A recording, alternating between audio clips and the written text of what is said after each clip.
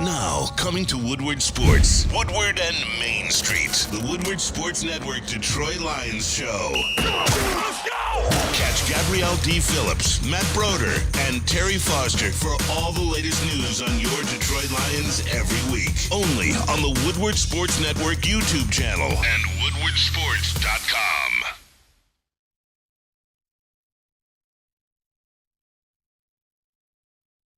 Game day! Let's go. Good morning. I'm going to ask both of you to be professional today, although there's a lot of excitement Yes. around that Lions Nation. I'm going to ask you to tone it down a little bit. Just gonna Keep it calm together. it down. Nah, Contain no, ourselves. you know what? This is different. Act a fool today because, every time I Act do a a fool. Lions show in the past, I've always done it with a smirk. 'Cause Yeah. I knew they weren't good. I knew that they were going to disintegrate. But we are assuming, and I think they're going to keep going. You guys have fun and raise the roof and do what you want to do. I'm not going to be a cloud on your parade today. Thank you, Terry. Thank you very much. Yeah. We have to start off the day with some energy because we know plenty of Lions fans are watching, and you are watching Woodward and Main Street here at Woodward Sports. Thanks so much for tuning in. I'm Gabrielle D. Phillips, Matt Broder, and the legend Terry Foster here to kick off your game day with a little Lions Insider show. Starting off with some Lions Insider information. Last night was Barry Sanders' statue reveal down at Ford Field, and Matt Broder was in attendance. How was that, Matt Broder? Oh, it was amazing. It was amazing. There was such a great turnout for the statue unveiling. It's hosted by Dan Miller, and he kicked things off. He said nothing was more exciting than Barry Sanders with a football in his hand, and I can't help but agree with that. I know Terry's got some amazing Barry Sanders stories. It was just amazing to see all the different people come out to support him, from Wayne Fonts to Calvin Johnson, and all the people on the video board that weren't there in person but were able to sort of dial and create their video to thank him for what he did for Detroit. It was an awesome experience. That's great. Terry, I know you're chock full of Barry Sanders stories. Do you have one that you want to kick off the morning Yes, with us? let's do this. Okay. I want to talk about a 1-yard run that Barry Sanders made against the New York Giants. A Actually, 1-yard run. It was a screenplay, and what happened was it was at MetLife Stadium or whatever it was. The Giants had it figured out. As soon as Barry got the ball, there's like 7 dudes looking at him. So, okay, what you gonna do, bro? So he caught it like 8 yards deep in the backfield, and he did all kinds of maneuvers. And the thing that Barry did the best was he had like a jab step. He would jab, and he was just spinning around. So he goes from a 7-yard loss to a 1-yard gain, and it was and that's a play you'll never talk about. And Right. It's not part of the Barry Sanders lore, but I was sitting next to in the press box to Brian Burwell, God rest his soul, who was a columnist with the Detroit News, and I turned to him and said, "Describe that," and he just started laughing. You couldn't describe it. We used to fight Dallas Cowboy fans. Who's the better running back, Barry Sanders or Emmitt Smith? And I didn't think it was much of a discussion, but the Cowboy people would tell you, Emmitt, and I said, well, he's got an offensive line, and he's not as good as Barry as a running back. But if you want to say Emmitt Smith is a better running back, God bless you. But you can't say this, that he was a better runner. Oh, absolutely not. Right, because Barry, his runs are just incredible. And but here's the other thing, and I think some people know that Barry in his career lost 1,000 yards, over 1,000 yards. No way. Really? Yes, he did. But he made it all back up, and he gained 15,000 or whatever. But he was a guy that was always trying to hit the home run. And that's what it's funny you told the story of a 1-yard run. We think all the highlights of Barry Sanders Right. growing up, if you watched him, it was these 50, 60, 70 yards electric runs. Really cool to hear that 1-yard run left a All lasting right, memory. let me say, Cowboy fans, if you're listening, and you still want to say Emmitt Smith was the better running back, which I disagree. No running back was as creative as Barry Sanders. I thought when he ran, he was like trying to create a scenario, or it was almost like art when he ran. And I'd always ask him, what were you thinking when you were doing that? He always said it was just instinctive. They were there, so I'm going here. He's over here, so I'm going to go somewhere else. But the thing I liked best about him was his jab step. Yes. He just take this big step, and then he was going this way. Or he would take it and say, oh, Barry's going left, and he wouldn't change. He would just keep going right. That's why I talk about creativity. It was a piece of art. It was. I think it's going to be great seeing everyone down there around the statue, admiring it, taking it in. Great timing with the first home game.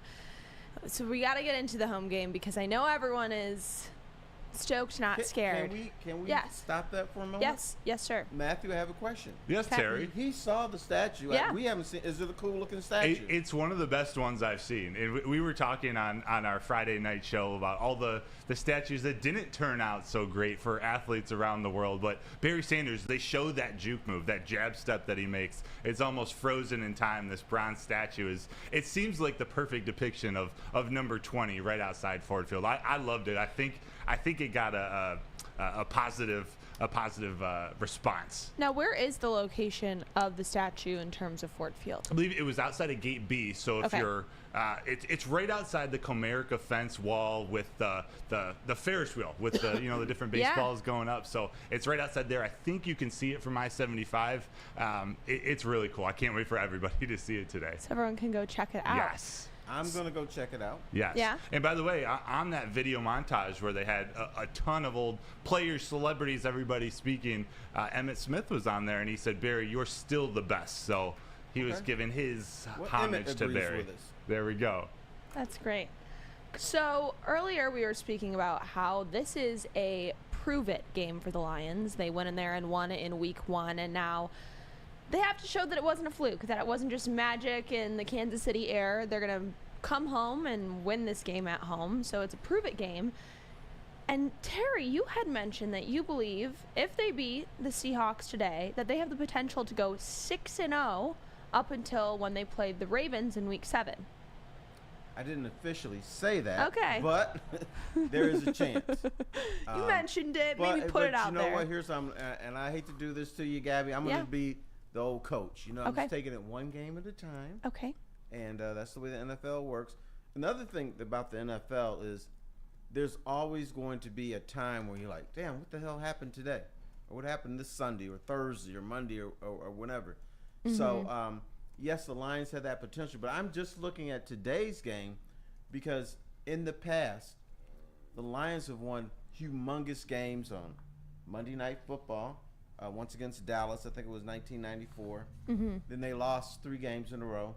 Because right then people were saying, our Lions, they make it. And then there was a game in I think it's 07 or something around.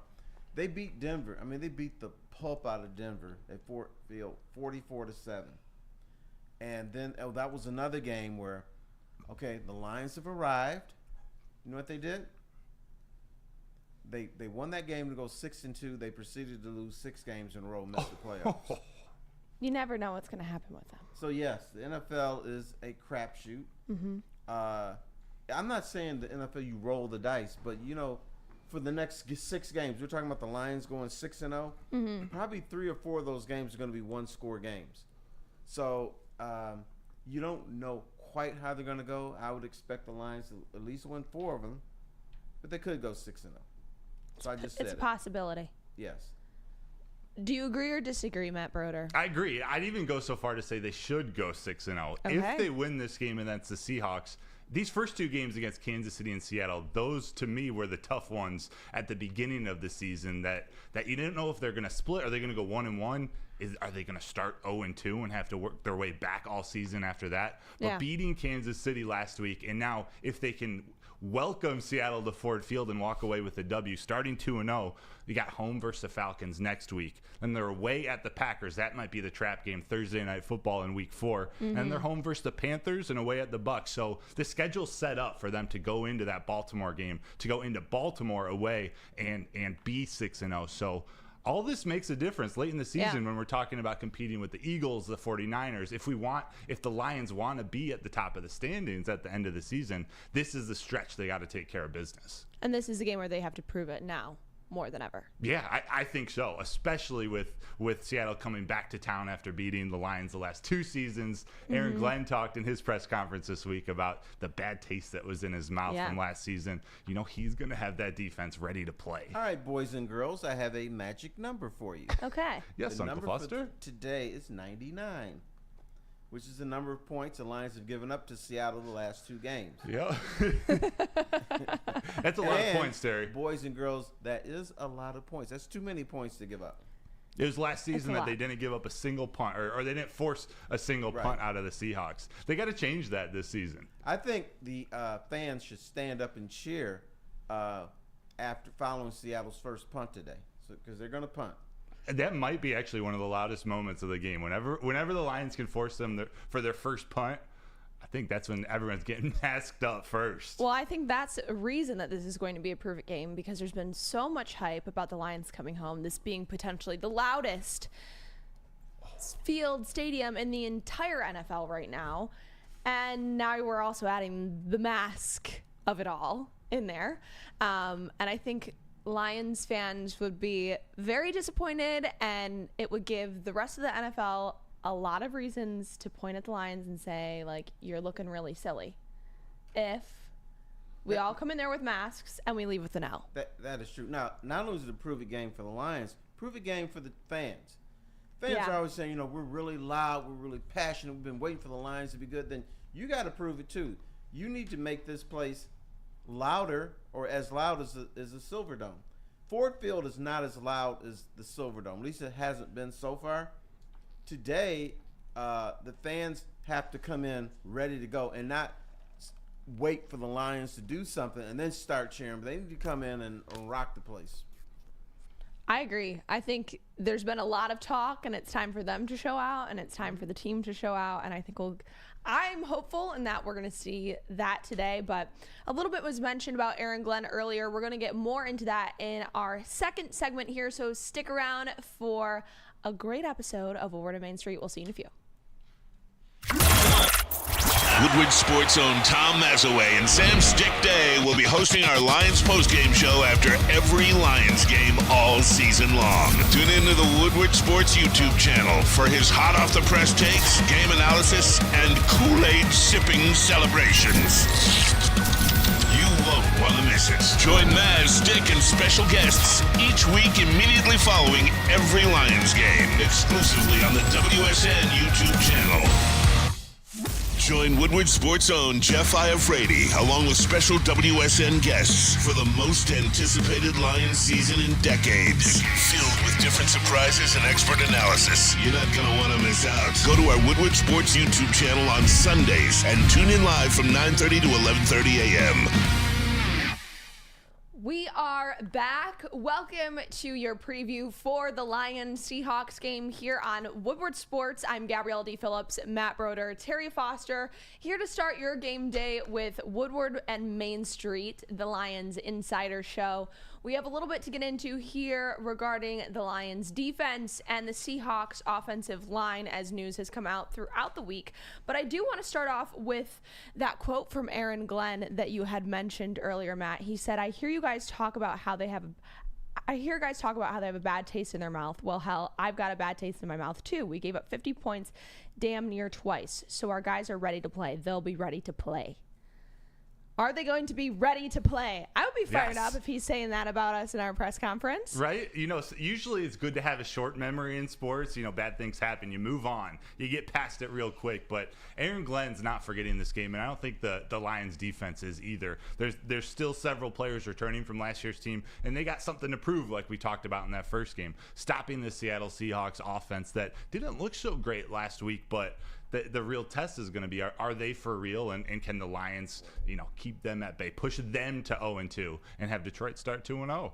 Terry, how do you feel about that? I feel this is a different defense. The secondary wasn't here last year, so these are guys that I think the guys who are going to play, who played last year, are going to be hungry too, but the new guys are going to be hungry too, because if you start 2-0, I think that's the only thing they're looking at. Starting 2-0. That's a huge step into having a successful season. So I think that's going to be the motivation over What was the magic number again? 99? 99, boys and girls. 99. So I think that is the more motivating thing is to go 2-0 rather than completely shut down Seattle's offense. But I think the line in the back of their mind, the Lions have to be saying, okay, one of their tackles is not going to play. The other one is probably hampered.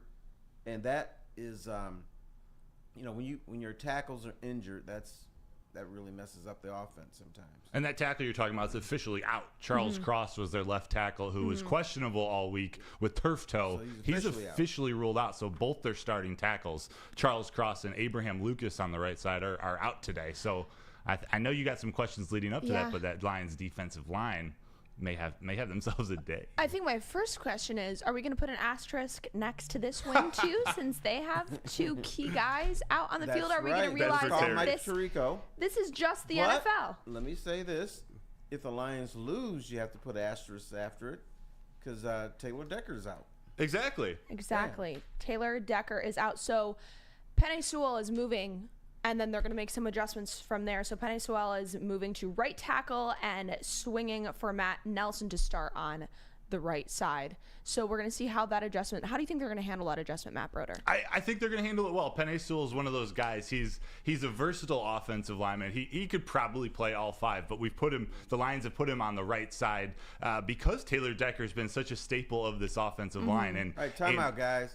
He was already on the right side. You saying they're moving to the left side? So they actually haven't revealed their plan for the offense. There are a few different scenarios that could play out. Penei Sewell is normally the right tackle. He might actually move to the left side to take Taylor Decker's spot, have Matt Nelson start at right tackle, and then you still have Halapoulivaati Vaitai at right guard. There you go. Or you could move Vaitai to right tackle. You could move Penei to left tackle and bring in Graham Glasgow, the former Lion who's back this year after 3 years with the Broncos. He might move to right guard. So my gut's saying Matt Nelson is going to start at right tackle, Penei Sewell at left, but they haven't revealed that, whether that's a little bit of gamesmanship or not. We'll see. We'll see out on the field. I don't care how they mix it up, just as long as Penei Sewell ends up at left tackle today. That's where you want him. That's where I want him. Because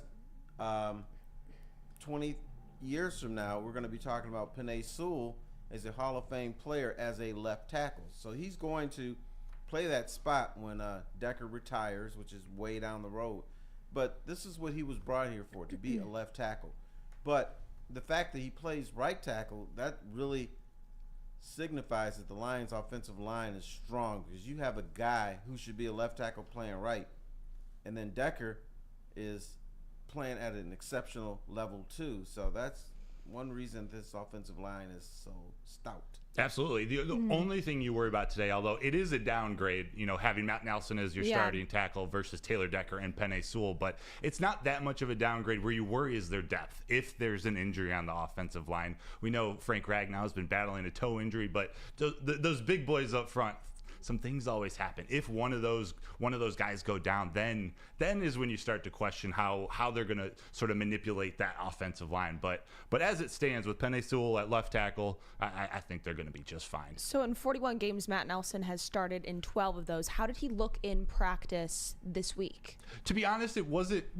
We actually didn't get to see a lot of him in practice this week. We only get to see part of the individual drills and warm-ups, so we really don't get a good look at how they're looking to get ready for the game. He didn't have the best training camp, but he's a guy that both the offensive line coach, Hank Fraley, and the other linemen on that five-man offensive line, they trust him. And Frank Ragnow talked about how important the communication is between those guys up front. And they get a break this week being home, and the noise level on offense is going to be a lot quieter than when they were at Arrowhead in Kansas City. So I think that communication, that trust is important. Whether he practiced well or whether he had a great training camp, the guys on that offensive line trust him, and that's good enough for me. Boys and girls, I have another exercise for you. Since we're talking about the offensive line, I am working on a story on the offensive line, and one of the things I asked them, do you guys have a name for yourselves? And I talked to Penei Sewell and Vaitai and Jonah Jackson. Really nice guys. And so they said, we don't have a name for our offensive line, but you guys can come up with one for it. So this is our job. This is your We job. had to think of a name. Name for the Lions offensive Maybe we line. throw this to the chat and see if they have any Yes. ideas to Yes. kick us off and get things running here. If they have any ideas for the offensive line of the Detroit Lions, what their name should be. Yeah, so Lucas, I don't know if you're able to put up a poll, but regardless, chat, if you have any ideas from now till the rest of the show of a nickname for that offensive line, Yeah. send them in. Send them in that chat. Let's see if we can get some good ones out of the chat today. I love it. So we're talking about those injuries, and this goes into the conversation of Kansas City. This time we're seeing injuries on both sides of the ball, but how telling do you think it is for the potential outcome of this game that the Seahawks have this depleted offensive line? To me, I think it could be big. I think we saw the defensive line for the Lions last week really get after Patrick Mahomes and the quarterback of the Kansas City Chiefs. They didn't come away with any sacks. They didn't fill up that stat sheet, but they had the most pressures in the entire league, and they controlled the run game, which really is going to be the key here. The Seattle run game is I think by the end of the season could be one of the best in the league. They've got Kenneth Walker, former Michigan State University running back, and they've got Zach Charbonnet out of UCLA and the University of Michigan.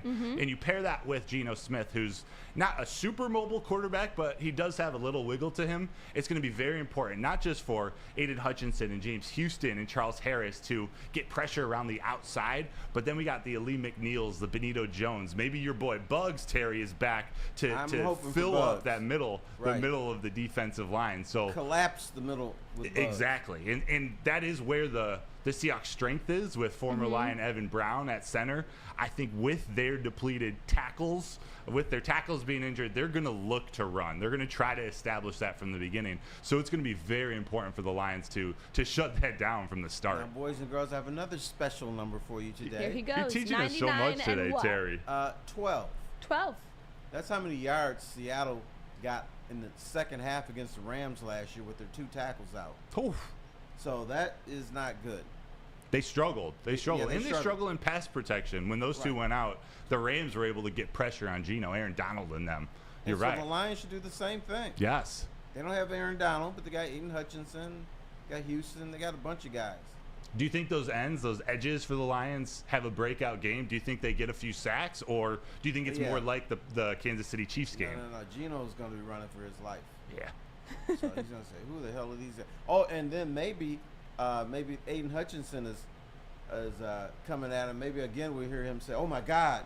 When Aaron Donald was stampeding his way in the Rams Seahawks game, we heard that clip went viral. That was pretty funny. Well, it's going to be so loud we won't hear it Right. at Ford Field. But maybe he'll say, "Oh bleep," when Aiden Hutchinson gets him. It's true. Yeah. I would have said the same thing if Aaron Donald was charging towards me too. So last year, Aiden Hutchinson had 3 quarterback pressures when they played against the Seahawks in Week 4. How essential is he for this game, Terry? Aiden Hutchinson is very essential because 1, he's talented. B, the NFL is about protecting the quarterback and harassing the quarterback. And if he harasses Geno Smith is going to turn into the guy that was the journeyman quarterback Yes. that we saw. Not the, oh my God, Geno Smith can actually play. So I think Aiden Hutchinson is really crucial.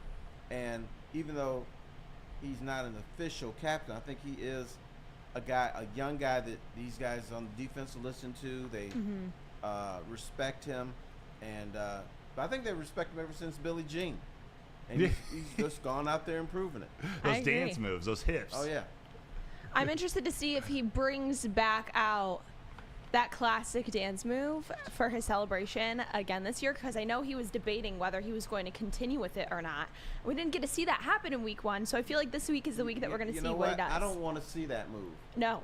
You know what do you why? want to see? Because he's moving his leg, and I think he could injure himself. I with that thought the funky same move. thing. You see it. There's too much going on with Too the much hip, movement. the knee, the ankle. Yeah. Yeah, Aiden, if you're listening, when you get your first sack, just flex. You can't get hurt flexing, Exactly. but you can wiggling your leg around like Michael Protect Jackson yourself. did. Protect yourself. Remember Martin Gramatica, the Tampa Bay Buccaneers kicker back in the day? He from a celebration, and then he just jumped and I think it was a hernia or something. He was out for the year after that. Hey. Okay, so maybe it's safe that he moves on and picks a new dance move. No dancing. No dance. Ski mask today in the no dance zone. Okay, no dance. No dance zone. I don't want him to hurt himself. So we talked about how he felt a lot of pressure last week and probably wasn't able to perform up to the level that everyone was expecting. Still had a fantastic game, but he was working with a little bit of uncalled pressure. So what do you think we're going to see out of him this week, Matt Broder? Well, now that he has a right tackle who's not going to be jumping off sides every single play, I think we can expect a lot out of Aiden Hutchinson. This game is built for him. This is made for him. You know, his tenacity, the way he attacks his job as the edge for the Lions. He's got the motor that we all wanted to see out of him when we drafted him. And when you get this when you get this building, Ford Field is going to be rocking. It's a player like Aiden Hutchinson that can really come out and set the tone for the entire team from the beginning. If he can get a sack early on, it could be a very, very long day for the Seahawks. Now, we got to watch to see if the refs are going to allow Seattle to be an illegal formation the entire game. Seriously. That's huge. I do have DK Metcalf out there who looks like an offensive lineman / tight end / receiver, so we got to make sure he's lined up correctly. It's going to be telling what the refs do for this game after how much the Lions got pushed around last week. Yes. I think they'll have their antennas up this time. One of my favorite. Hopefully they do, because they may have DJ Metcalf standing on the sidelines before every play and then just coming out and surprising everybody. I mean, if the refs are like they were last week, Seattle may as well do that. Why not? That's true. One of my favorite clips that Woodward Sports put out this week, and maybe Terry, if you have a story or if you remember this, can you give us a little nugget? But I believe it was 1997. The Lions were playing at the Silverdome, and the refs they called a flag on the fans, or they threw it on the Lions for the fans being too loud. Terry, did that actually happen? Yes, and it was. Let me just say this, my ears were ringing for like 2 days after that. It was that loud. It's the loudest I've ever. You know what? Second loudest that I've ever heard in a stadium. But it was crazy. It was piercing. And then when they told the fans to shut up, they're like, "Oh, okay, yeah, we're gonna do that." They even got louder. It got quiet until the next place started, right. And then that place erupted. It's very cool. I mean, that's what you need today. No penalty flags, but you need to give them that whole home field advantage. We haven't seen that in recent years in Kansas City, and that is the stadium that everyone is saying is the loudest. So I feel like I can't imagine that happening today. I expect it to be very rowdy, but I can't imagine that happening today. Yeah, they've got something to prove. It's going to be so much fun being down there. It'll be electric. We have a lot to talk about in terms of what the Lions need to do in order to pull out a win today at Ford Field. Stay with us, and we'll be back in a minute. Brace yourselves, Detroit. As the sun begins to set, two of Woodward Sports' brightest young stars will be taking the mic for a brand new show. Woodward Nights with Spooner and Broder. The dog days in Detroit are over, and the boys are unleashed. Join in on the banter and hop on the bandwagon of the #1 night show on the internet. Tune in to the Woodward Sports YouTube channel every weeknight from 8 to 10 p.m. Woodward Nights with Spooner and Broder. Woodward Sports' own Tom Mazaway and Sam Stick Day will be hosting our Lions postgame show after every Lions game all season long. Tune into the Woodward Sports YouTube channel for his hot off the press takes, game analysis, and Kool-Aid sipping celebrations. You won't want to miss it. Join Maz, Stick, and special guests each week immediately following every Lions game, exclusively on the WSN YouTube channel. Welcome back. Happy game day, Detroit. We are kicking things off with Woodward and Main Street, your Woodward Sports Network Lions Insider Show. I'm Gabrielle D. Phillips, alongside me, Matt Broder and Terry Foster. We're happy to have you here, kicking off your Sunday morning first home game of the Lions season with us to celebrate. Please go ahead and hit that like button on the stream. Get in the chat. We want to hear from you. What should the name of the Detroit Lions offensive line, what should it be? What should it be? We want to hear it in the chat. Terry had a chance to speak with some members of the offensive line, and they're throwing it to us to figure out what the name should be. That's an important job. It is. Maybe we should go hip hop and call them the Fat Boys. The Fat Boys with a PH? Yeah. All right.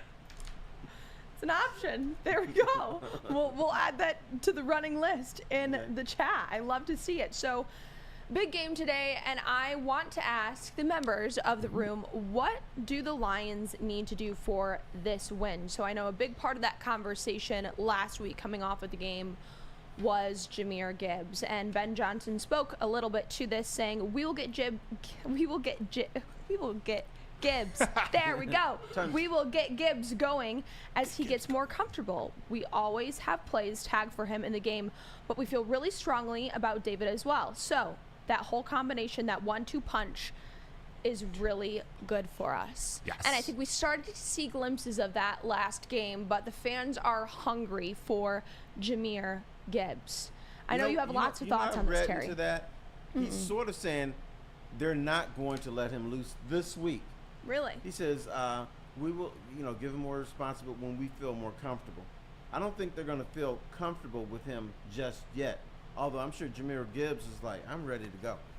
Oh, I'm sure. I'm sure 9 touches was not enough for him last week. No. I mean, let's give him 12, 15. Okay, so you're thinking 15. The main guy. But the Lions have the potential to be the old Miami Dolphins. I'm going to go old school on you guys with the 72 Dolphins with Jim Kick and Mercury Morris and Larry the Zonka. 72 Dolphins, yeah. I mean, they had 2 guys pounding the rock and then Mercury Morris hitting the outside. So the Lions can have a similar version of that with Montgomery, because Montgomery, from watching him in practice and a little bit in Kansas City, Montgomery is no joke. He doesn't look like a guy that's going to kick you and smash you in the face, but he is. So I just remember him throwing guys down and being rude and vicious and as a runner. But then if you can get that change of pace with Gibbs, with the speed, and he's got the tenacity, and I think the Lions have that potential to beat 72 Dolphins just a little bit.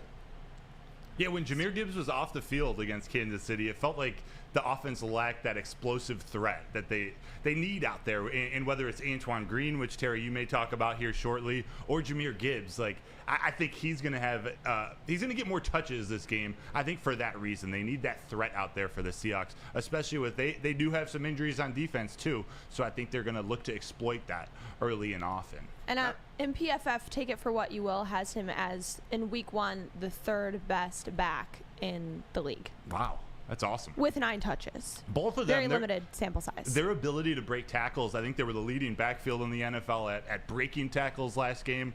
Just their ability to extend plays or maybe not extend plays, get the 2-3 extra yards that Ben Johnson talked about.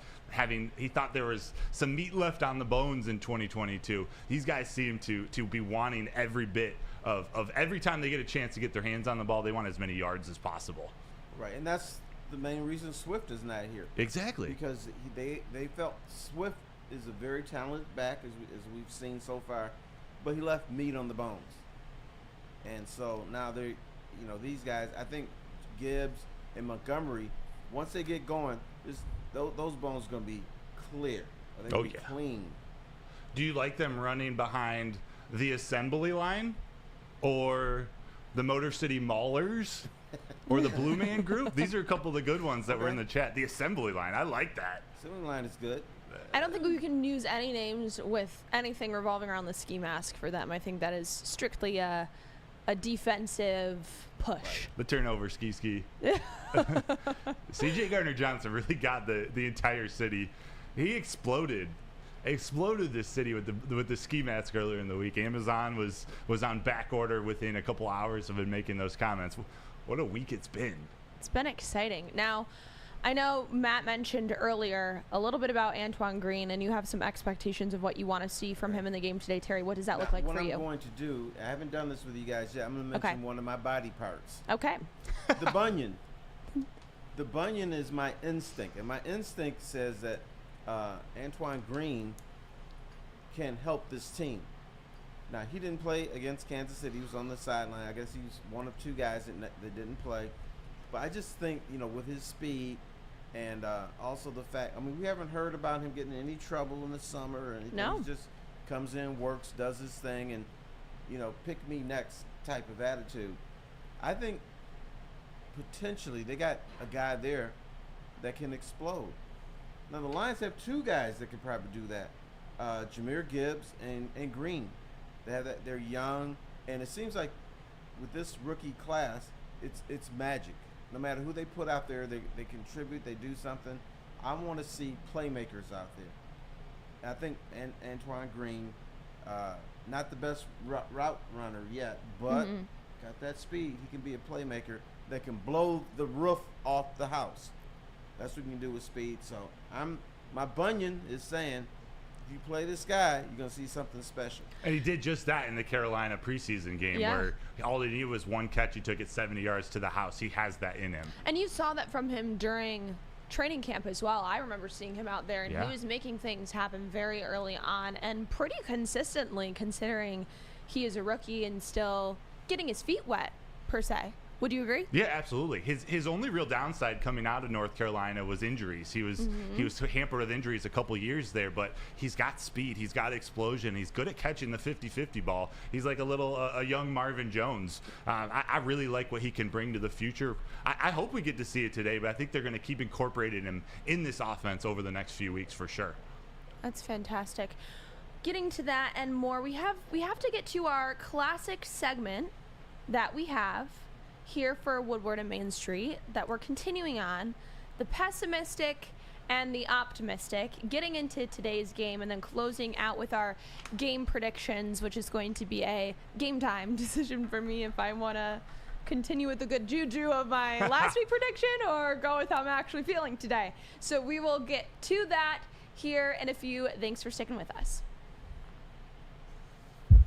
Brace yourselves, Detroit. As the sun begins to set, two of Woodward Sports' brightest young stars will be taking the mic for a brand new show. Woodward Nights with Broder and Broder. The dog days in Detroit are over, and the boys are unleashed. Join in on the banter and hop on the bandwagon of the #1 night show on the internet. Tune into the Woodward Sports YouTube channel every weeknight from 8 to 10 p.m. Woodward Nights with Broder and Broder.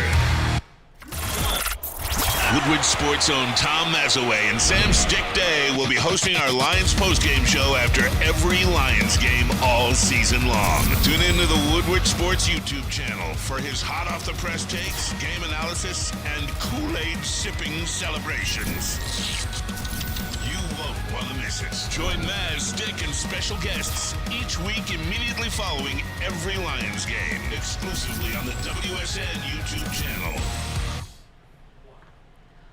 Welcome back. This is Woodward and Main Street, your Woodward Sports Network Lions Insider Show. Here to start your game day the right way.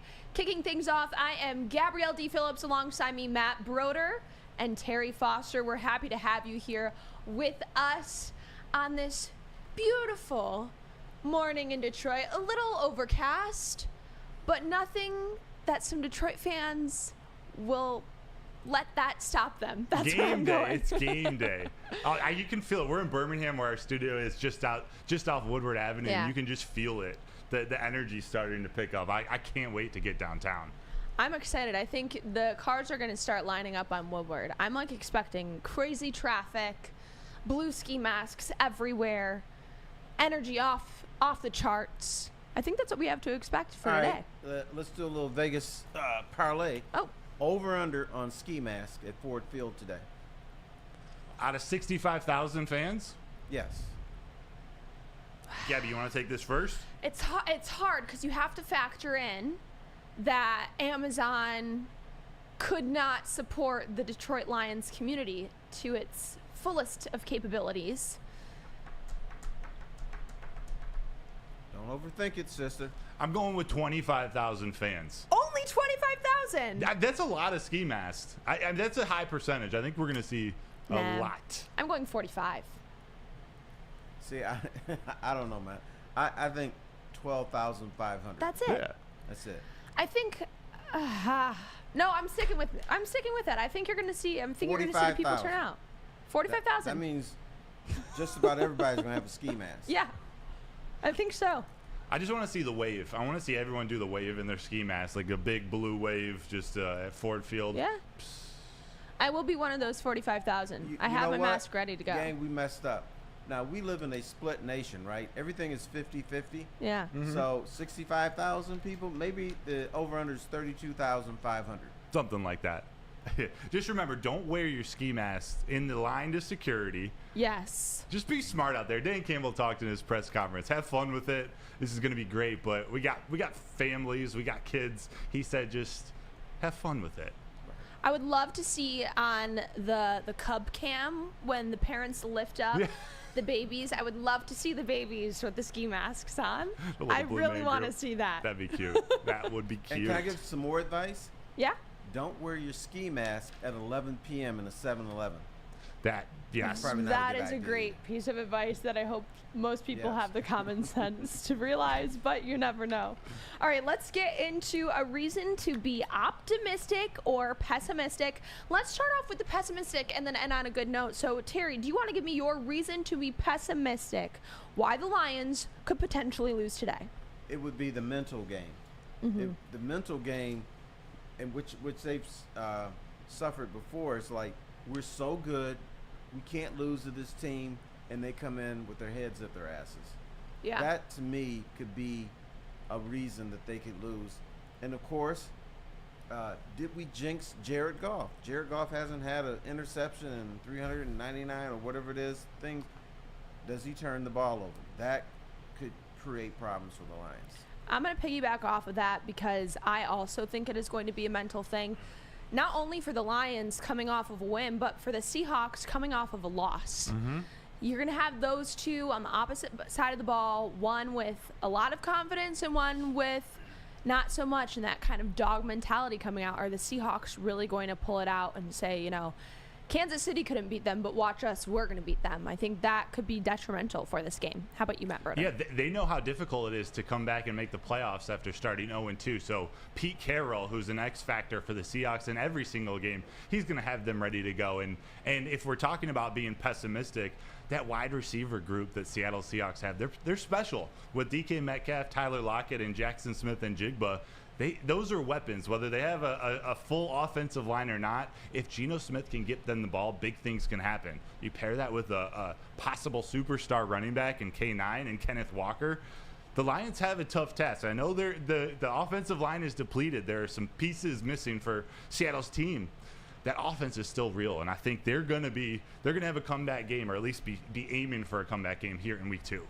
I agree with you. Those wide receivers are too talented to be shut down. Like DK Metcalf, Yeah. to me is a moose. Yeah. He's a moose with speed. Yeah. And but the other thing is, even though they will probably pass for a lot of yards, there's going to be situations where you're going to have negative yardage because I expect sacks from Hutchinson, Houston, and who knows, corners or whatever. So it's going to be a rocky game for Seattle from this standpoint. Yeah, they're going to make a lot of plays offensively, but there's going to be a lot of offensive breakdowns for them too. Terry, what do you think about C.J. Gardner-Johnson, sort of letting him be himself in this game, letting him get in the head of someone like DK Metcalf, who we saw last week, got a little frustrated and was flagged for a penalty, was rumored to be possibly be suspended this week. Can a guy like C.J. Gardner-Johnson, Kirby Joseph, some of these loud defensive players for the Lions, kind of getting in the head of DK Metcalf? It would have to be Gardner-Johnson. That dude is crazy. We talk about him chirping, but it's beyond chirping. This dude is a roar. You can't ignore him. Even in the locker room, if you're like, okay, I'm blocking this guy out, he's just there.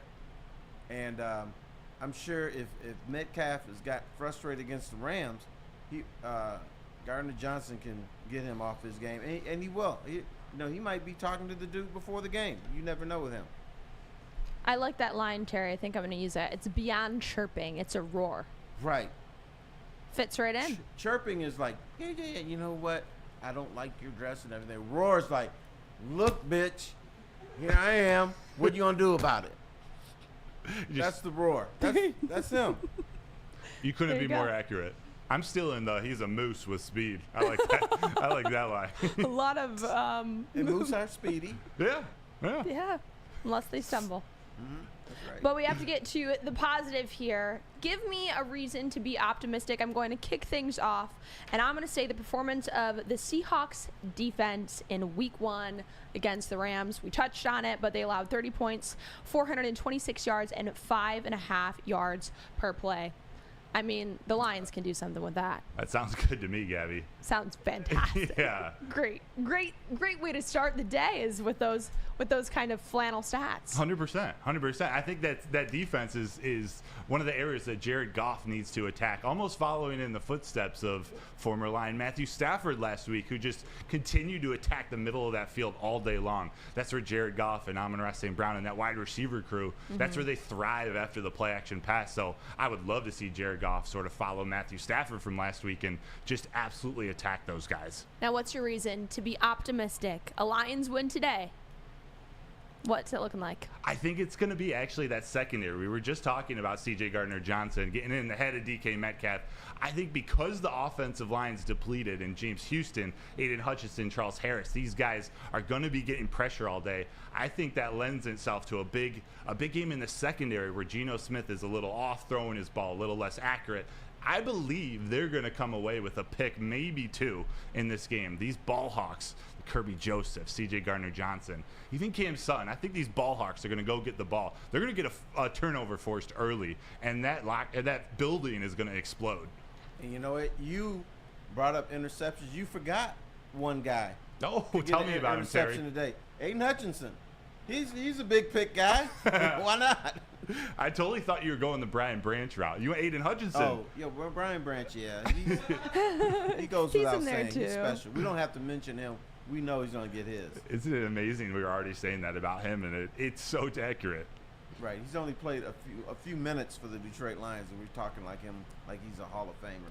Now, Aiden what is Hutchinson. your reason to be optimistic? Craig Reynolds. Okay. I think he's going to have a big Wow. game today.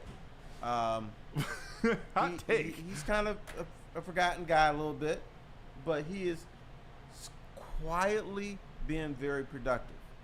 We don't think of him as a good wide receiver in Detroit yet, but he is. Oh, do you mean Josh Reynolds? You said Craig. I think you mean Josh Reynolds. Josh, Okay, yes. okay, yeah. That makes a lot. Yes. Respectfully, that makes a lot more sense. Yes. Josh Reynolds, you're so right. Jared Goff's There you go. security blanket. Right. Craig Reynolds is he is our third string running back who is incredible in pass protection. I just don't know if he's going to have a breakout game. Josh Reynolds. Josh Reynolds was absolutely crucial to the Lions beating the Chiefs last week. I think he led the team in receiving yards, 80 yards. He's one of those guys who just keeps performing. That is a great pick, Terry.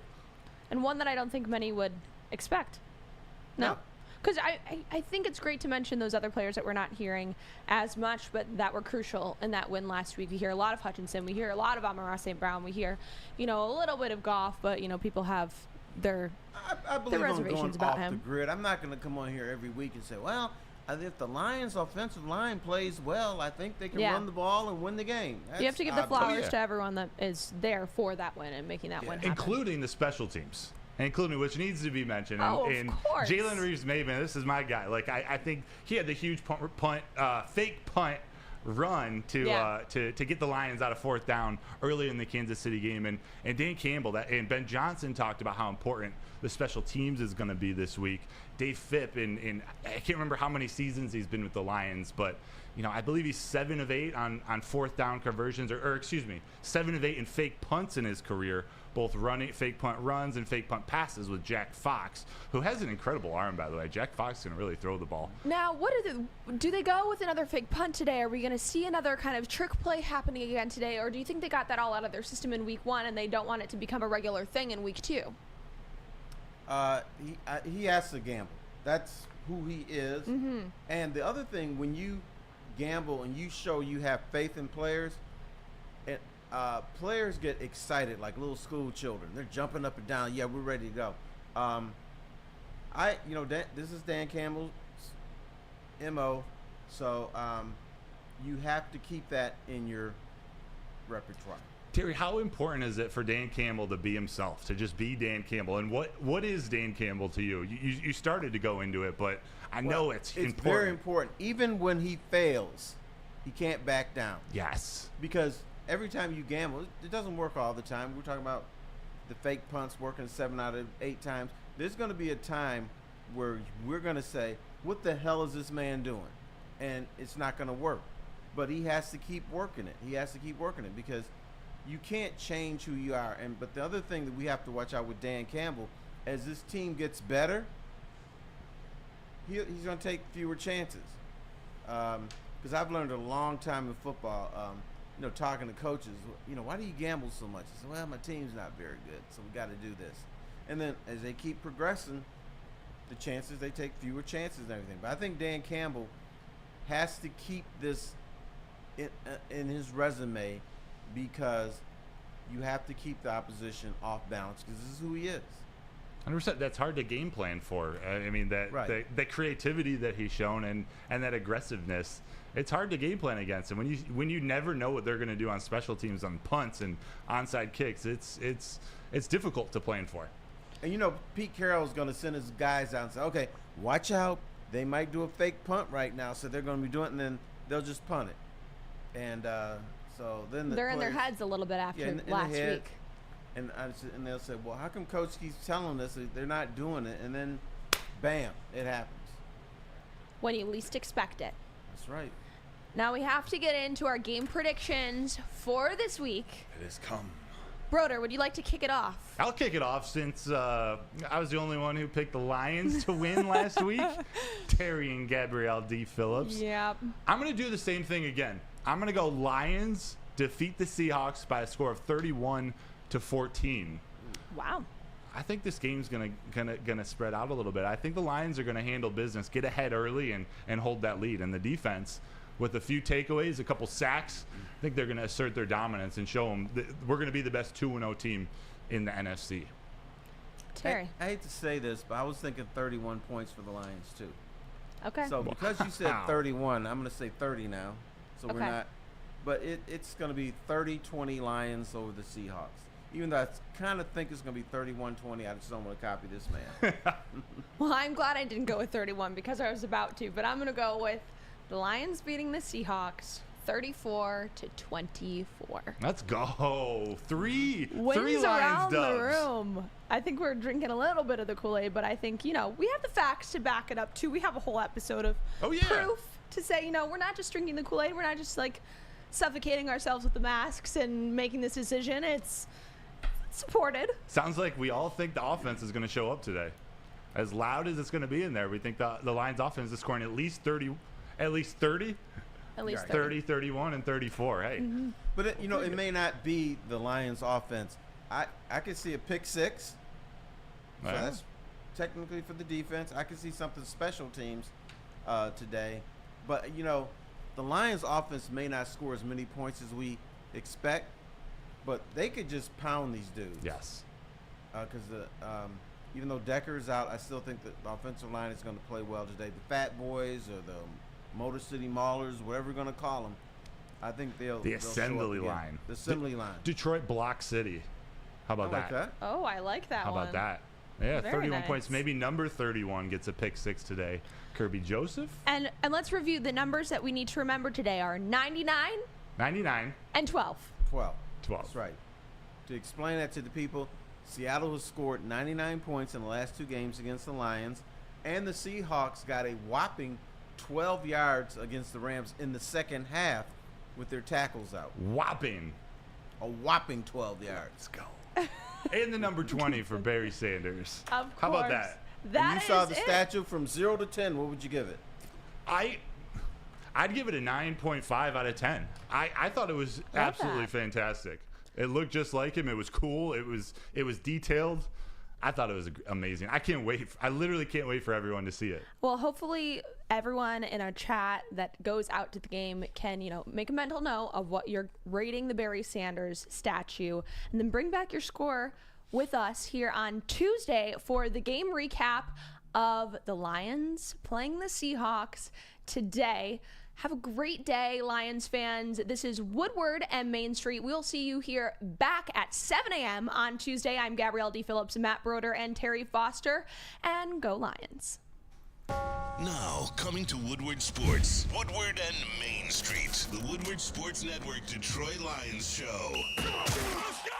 Catch Gabrielle D. Phillips, Matt Broder, and Terry Foster for all the latest news on your Detroit Lions every week. Only on the Woodward Sports Network YouTube channel and woodwardsports.com.